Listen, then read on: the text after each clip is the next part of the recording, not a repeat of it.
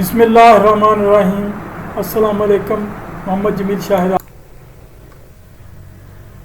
Math 10th की exercise, ये अभी हमारा लेक्चर नंबर 196 है। वो जो चैप्टर नंबर 13 है प्रैक्टिकल ज्योमेट्री का। मैथ 10th की एक्सरसाइज 13.3 के आखिरी दो सवाल हैं। तो ये जो है ना वो इसमें सवाल की रकम पहले देखते हैं। 3-4 सेंटीमीटर के रास के आपस में कता करते हुए दो दायरे बनाए, यानी तो एक दूसरे क्रॉस करते हुए इसमें इस फासले का, सेंटरों के दरमियान फासले का कोई तल्लक नहीं, कहीं भी आप बना सकते हैं जब आप आज़ाद हैं।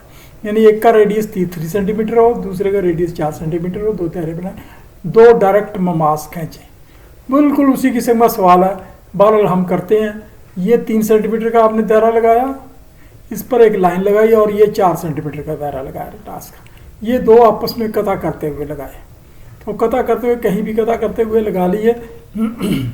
फिर उसके बाद इसका सेंटर लिया, ये एम पॉइंट सेंटर आया, तो ये एक दायरा लगाया जो दोनों के सेंटरों से गुजर रहा है। फिर उसके बाद ये रेडियस 3 सेंटीमीटर और ये 4 सेंटीमीटर, यहाँ मैंने लिख दिया आपके लिए, ये रेडियस 4-3 है, तो ये एक दायरा लगाया। ये जब आपने दायरा लगाया तो इस दायरे को, ये जो आपका दायरा था, इसको यहाँ इन पॉइंट पर कट किया। इसने ये पॉइंट जो कर्सर दिखा रहा है, इन पॉइंट पर कट किया। इनको मिलाकर डी तक बढ़ाया, इधर मिलाकर सी तक बढ़ा दिया आपने। तो अब आपने इस 4 सेंटीमीटर की लाइन के पैरेलल ये लाइन खींचनी 3 सेंटीमीटर, और ए डी के पैरेलल आपने बी टी खींचनी है। जब बी टी खींचनी है तो ये आपको T E C D point मिल गए। डी टी को मिलाते हुए बढ़ा दें और सी को मिलाते हुए बढ़ा दें। ये आपका रिस्पेक्टिव टेंजेंट या ममास है। मैं दोबारा बात कर रहा हूँ। 3 सेंटीमीटर का एक दायरा बनाया, उसके बाद ये सेंटर लाइन ली और 4 सेंटीमीटर का एक दायरा बनाया। इस तरह से बनाया कि दोनों आपस में कता करें।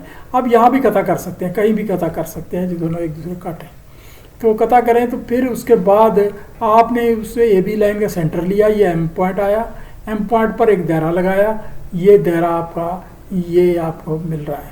तो फिर उसके बाद इन दोनों के रेडियस का हाफ लिया, जैसे आर बराबर 4-3, ये एक छोटा दायरा लगाया। ये छोटे दायरे ने बड़े दायरे को इस पॉइंट पर जहाँ कर्सर है और इधर इस पॉइंट पर कता किया, इसको मिलाकर बढ़ा दिया और इसको मिलाकर बढ़ा दिया। ये बन गया R P A D line, ये ए सी लाइन। ये जब बढ़ा दिया आपने तो इसके पैरेलल इधर एक लाइन, ये सेट स्क्वायर से आप खींच सकें, 3 सेंटीमीटर लाइन ली और उसके पैरेलल आपने बी टी ली, तो ये आपकी दो लाइनें बन गई। तो ये इधर टी पॉइंट मिल गया, ई पॉइंट, सी और ई को मिला दें, डी और टी को मिला दें, आपकी ड्राइंग मुकम्मल हो गई। अगला हमारा सवाल 11वां सवाल है। इसके दो पार्ट हैं। दो पार्ट ये हैं कि आपने एक दायरा बनाना है, दो दायरे बनाने हैं। दो दायरे बनाए जिनके मुहीत 45 डिग्री और 60 डिग्री जावियों के बाजुओं टच करें, यानी दो जाविये 45 डिग्री और 60 डिग्री के बाजुओं को टच करें। ये आपके ये है इसका पार्ट 1 है। ये आपका आपने एक लाइन ली, इसमें कोई साइज़ नहीं दिया गया, एक लाइन ली और इसके ऊपर ये जाविया यानी सी ए बी जाविया 45 डिग्री बनाए, सी ए बी जाविया 45 डिग्री बनाए। ये आप प्रोटेक्टर से बना सकते हैं, आप जो है वो कंपास से बनाना तो आपकी मर्ज़ी है। कंपास से बनाना हो तो 90 डिग्री हाफ करना पड़ेगा। तो ये आपने लगाया, इसका आप और हाफ करें। तो यहाँ एक आर्क लगाई, एक मरकज़ मानकर आर्क लगाई इस, और उसी कंपास को खोलते हुए इधर आर्क लगाई, इधर आर्क लगाई। फिर इसको ये आपका वो एंगुलर यानी नासफ हुआ, जावियाती नासफ हुआ, जिसको बाइसेक्टर कहते हैं।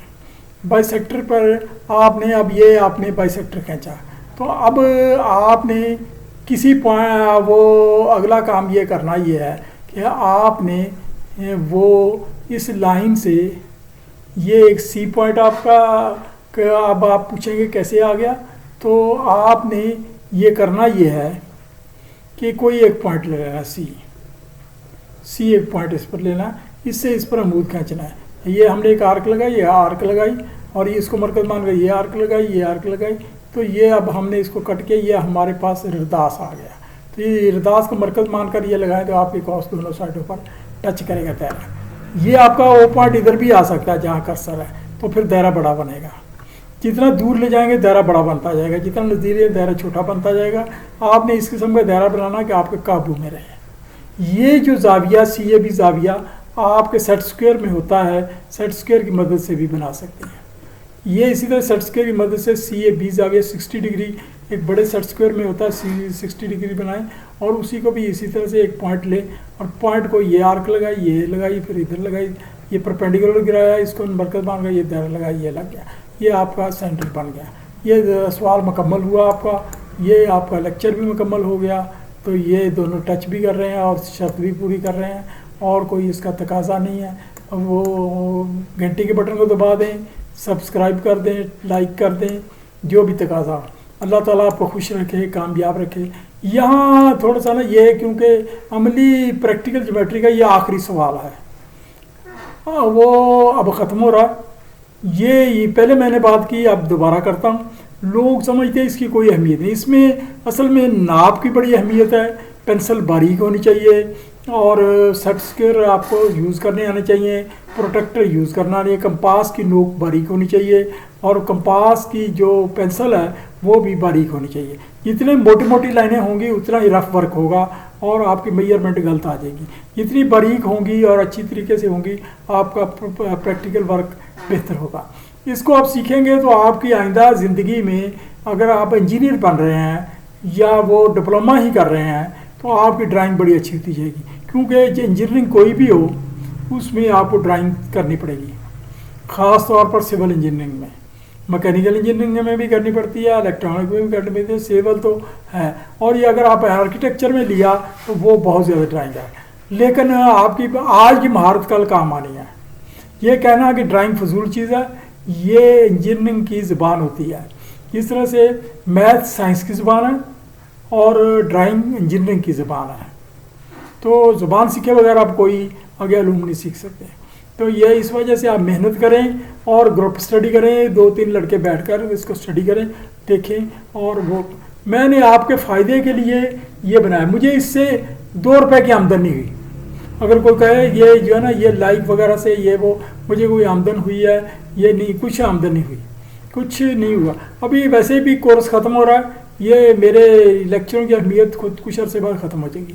लेकिन 2022 के जो सालाना 2021 के सालाना इम्तहान होने हैं, ये अभी 2021 में हो रहे हैं, फिर उसके बाद ये इम्तहान 2022 में होने हैं। वो इसी ओल्ड सिलेबस है जो 2012 में शाये हुआ था, उसी सिलेबस के तहत होने हैं। तो 2022 की में जो नई क्लास आएगी उसको नया सिलेबस मिलेगा। नए सिलेबस में भी यही कुछ होगा और कुछ नहीं होगा, मामूली सी तब्दीलियाँ की जाएंगी और कुछ कोई ख़ास चीज़ नहीं होगी। सिर्फ ये है कि उसमें नई चीज़ यही आ रही है कि वो सिंध, पंजाब, बलूचिस्तान और वो उस पर खैबर पख्तूनख्वा सब सूबों पर एक ही लागू होगा, एक ही किताबें होंगी। तो ये वो थोड़ी सी तब्दीली है, बाकी उसमें वो ख़ास तब्दीलियाँ नहीं हैं। उसमें सबसे बड़ा फ़ायदा ये होगा बच्चों को कि अगर एक शख्स लड़का है, उसके वालिदैन पंजाब में रहते हैं, तो बाद में उसकी सिंध में ट्रांसफ़र हो जाती है उसके वालिद की, तो वहाँ जाकर वो नया कोर्स इजीली समझ आ जाएगा। इस तरह से वो सिंध वाले की अगर NWFP जिसको खैबर पख्तूनख्वा कहते हैं वहाँ हो जाती, वो भी है, या बलूचिस्तान, ये सब आसानी हो जाएगी। तो अभी आपसे गुजारिश है, लाइक करें, ये सब्सक्राइब करें। Thank you very much.